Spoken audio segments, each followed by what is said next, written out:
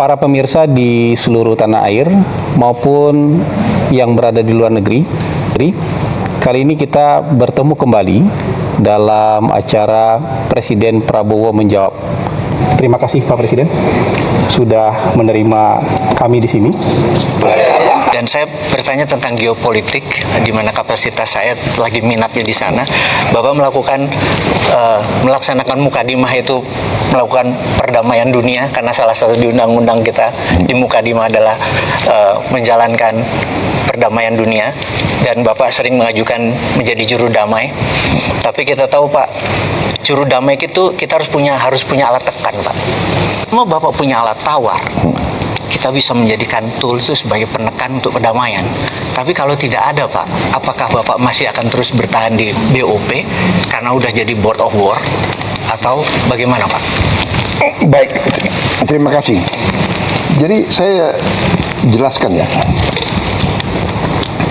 Saya jelaskan dalam konteks situasi sesudah 7 Oktober tahun 2023. 7 Oktober 2023. Terjadi serangan oleh Hamas Ya. Di alam yang dan pembalasan dari Israel yang luar biasa. Betul. Bisa dikatakan gila-gilaan itu, ya. 7 Oktober 2023 Pak. Jadi 2024, 2025 Terus dihabisin rata Gaza. 80% rata. 70.000 diperkirakan mati. Orang tua, perempuan, anak kecil tidak bersenjata. Apa yang kita bisa buat untuk hentikan itu? Kita coba dengan segala cara, ya. Akhirnya kita dengan berbagai cara kita negosiasi, kita kirim bantuan. Indonesia termasuk yang paling banyak kirim, termasuk ya, salah satu. Tapi yang lain, negara-negara Arab yang kaya-kaya juga pasti kirim bantuan yang lebih banyak ya. Tapi kita kirim Hercules banyak sekali, 3 Hercules pasat. Kita kirim kapal rumah sakit 2. Nah di situ negara-negara Arab dan yang berurusan itu akhirnya kan sebagian dari mereka punya hubungan baik sama Presiden Trump Amerika. Mereka semua mendesak Amerika, tolonglah hentikan penghancuran Gaza ini. Dan saya di berbagai forum saya juga mengatakan bahwa di sini adalah the moral decline of the West, ya, bahwa negara Barat, waktu itu Amerika sama Eropa jadi satu masih, selalu mengajarkan kepada kita HAM, ya, selalu mengajarkan demokrasi. Saya jarang dengar itu LSM yang kritik pemboman di Gaza itu. Maaf ya, aku boleh sindir juga kan. Kalau yang menyangkut negara Barat nggak mau, mereka terlalu banyak ya. Sekali lagi saya bukan anti Barat loh, tapi I know what's happening, you know. Jadi akhirnya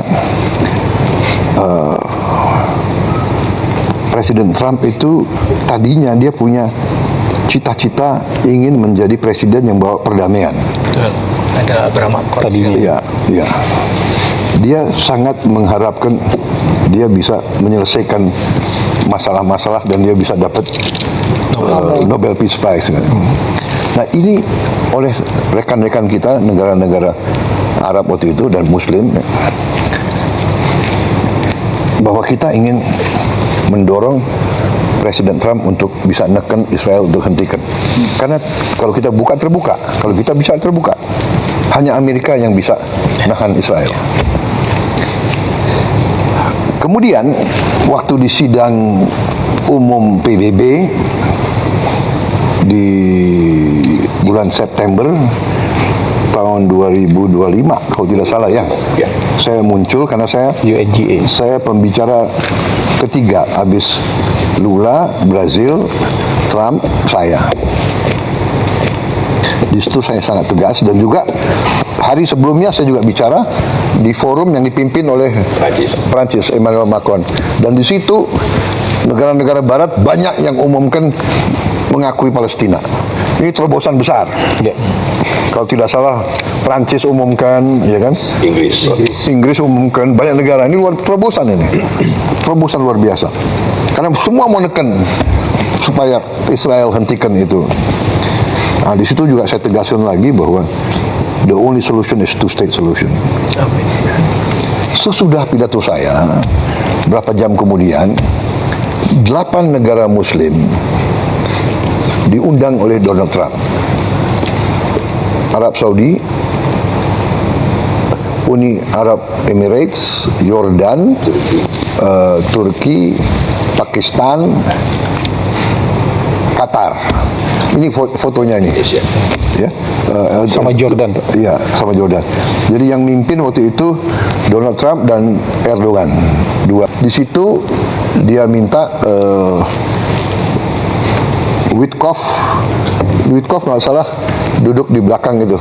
Nggak kelihatan di belakangnya besan ya.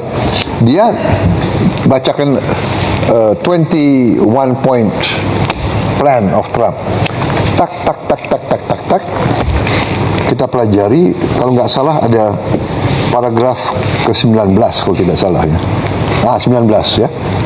Dia bicara macam-macam, interface dialog, tapi paragraf ini yang menentukan bagi kita. While Gaza redevelopment advances and when the Palestinian Authority, ya, Palestinian Authority, jadi pemerintah yang mimpin Palestina sekarang, reform program is faithfully carried out, the conditions may finally be in place for a credible pathway to Palestinian self-determination and statehood, which we recognize as the aspiration of the Palestinian people. Ke-20, the United States will establish a dialogue between Israel and the Palestinians to agree on a political horizon for peaceful and prosperous coexistence. Jadi, kita lihat, wow, ini 19 dan 20 ada peluang, walaupun kita tahu ini sedikit. Akhirnya kita berdelapan diskusi, kita dukung ini atau tidak. Sorry Pak, ini resolusi UN Council ya Pak? Iya, resolusi tapi berdasarkan plan itu. Berdasarkan, jadi poin-poin ini poin yang BOP atau poin US Council Pak? Pertama, ada halaman ini ada di poinnya Trump. Oh, oke. Yang dimasukin ke resolusi itu. I see. Nah, akhirnya Emir Tamim bilang, Mr. President, we like your plan. Ya, plannya Trump kan jadi 21, akhirnya jadi 20 dan sebagainya. Tapi anyway, we like your plan, but the problem is not us. The problem is Prime Minister Netanyahu of Israel. Nah, di situ Trump bilang, dia bilang begini, dia lihat ke kita, Emir Tamim kan di sebelah saya, dia let me take care of Prime Minister Netanyahu. Dia Trump, let me take care of Prime Minister. I will convince him. Jadi dia kasih jaminan ke kita, dia yang akan menggait Perdana Menteri Netanyahu, dipanggil ke White House, dan akhirnya dia juga terima masalah ini. Dalam perjalanan terjadilah gencatan senjata, ya, terjadilah gencatan senjata pertama kali. Akhirnya berkuranglah penderitaannya rakyat Gaza. Yang tadinya ribuan mati, akhirnya total dalam 1 tahun gencatan senjata, ya ada pelanggaran, ada mati 600 sampai 700 orang. Fokus, tiba-tiba ada konsep Board of Peace, ya kan? Jadi, nah, Board of Peace, ternyata rencana itu yang tidak ada Board of Peace, itu dimasukin ke Dewan Keamanan.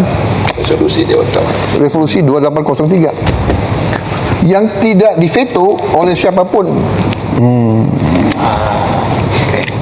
Berarti Rusia dan Cina ikut dukung. walaupun tidak eksplisit. Dia abstain, tapi dia mengizinkan resolusi ini. Nah, itu syarat kita. Jadi syarat saya dari awal, saya akan ikut dalam proses perdamaian. Indonesia siap menyumbang pasukan perdamaian asal disetujui oleh PBB. Akhirnya Board of Peace disetujui oleh PBB. Nah, kita tanya lagi 7 negara Muslim lainnya, bagaimana? Akhirnya kita ambil kesimpulan begini. Kalau kita di dalam, mungkin kita bisa pengaruhi dan membantu rakyat Palestina. Kita tahu tidak gampang. If we are inside, maybe we can help dukung rakyat Palestina. Jadi akhirnya kita putuskan kita masuk. Oke. Kemudian itu statusnya, dan saya mengatakan selama kita di dalam BOP bisa bantu perjuangan rakyat Palestina, kita akan berusaha. Begitu kita ambil kesimpulan tidak ada harapan dan kontraproduktif, kita menilai kita habis waktu, habis energi dan tidak menguntungkan kepentingan nasional bangsa Indonesia, kita keluar. Itu kesepakatan kita bertujuh, tapi saya sudah ambil keputusan, saya tidak akan nunggu yang 7 negara lain. Kalau saya ambil keputusan, kalau saya ambil kesimpulan tidak ada manfaat, mereka sudah tahu saya akan keluar. Ya, jadi saya setuju benar sama yang dikatakan Pak Mardigu, we must have leverage. Kita harus ada posisi tawar, kita harus